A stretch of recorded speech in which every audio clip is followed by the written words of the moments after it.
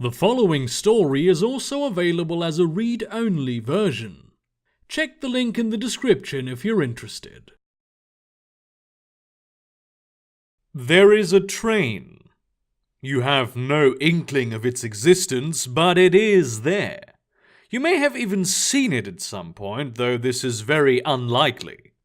It operates on a schedule of need for those who know how to summon it, and on a schedule of time for those who do not, servicing every station that exists at all hours of the day, and many locations that are not stations at all. It stops in a glacial cave high up in the Himalayas, in the basement of an old pub in Dublin, deep in the jungle of Yucatan, in a bit of shallow water near Key West, and in an upside-down room on the island of Sumba. Mostly though, it services train stations, often to pick up only one, maybe two passengers. Nobody who is unaware of the train's existence ever seems to notice its presence. It always blends in, changing appearances as needed, and still nobody ever wanders aboard by accident. Every day the train transports more passengers than there are human beings on Earth, over distances greater than all other trains ever built combined. Yet, you will always find a seat in the first compartment you enter, and the next station will always be your destination. The train might take a while to reach it, but you never have to keep track. Don't bother talking to the people who share a compartment with you. They may seem like interesting folk, and they are.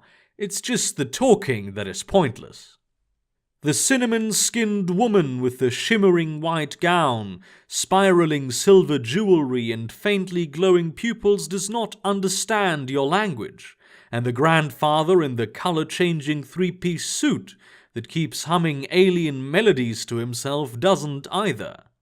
The impossibly tall man that is so thin he might be blown away by a strong gust of wind with a thick, wriggling beard will disappear in the blink of an eye, replaced by a little girl dressed in magenta leaves, the ever-shifting features of her face seeming like living wax. As ordinary as she looks, the businesswoman in the pantsuit lacks the sensory organs to perceive you, and the faceless, scaled humanoid that is naked except for a sash made of some kind of pulsating gel considers you so far below his station that he will not even acknowledge your existence. Instead, you should look out the window. Something interesting might happen. Granted, most of the time the train will ride through an irregular tunnel with knobby walls, in different hues of light brown, broken up by the occasional puddle of honey-colored substance underneath the rails. But you might also find yourself cruising through a cloud of stars with colors you have never seen, and will forget as soon as they disappear. A garden of bones where bulbous fruits grow from the eyes of grotesque statues, or a room where 1 billion letters fly around with insectoid wings. The stations you pass through on the way, though you will never stop at them, are also often a sight to behold. If you're lucky, you might see a city of smooth white skyscrapers standing tall in an eternal storm, an island floating on a sea of liquid light, or a coral dome underneath the sea, surrounded by creatures undreamt of by even the wildest of human imaginations. If you ever get to the one station that has platforms farther than the eye can see, in all directions that the neck can turn, you might even see another instance of the train. It's the same train, and hopefully you will not stare at yourself through the window, as that can be an unpleasant experience. To be entirely honest, you should tell the conductor to warn you if the situation is ever in danger of arising. Even if he may change appearances from time to time, it is always the same person, and he will always remember you.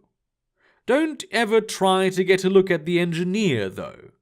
Nobody has ever seen what is inside the locomotive, not even the conductor, and he has seen a lot of things. If anyone ever tries to sell you a ticket for the train, do not trust them. The only person who sells tickets is the conductor.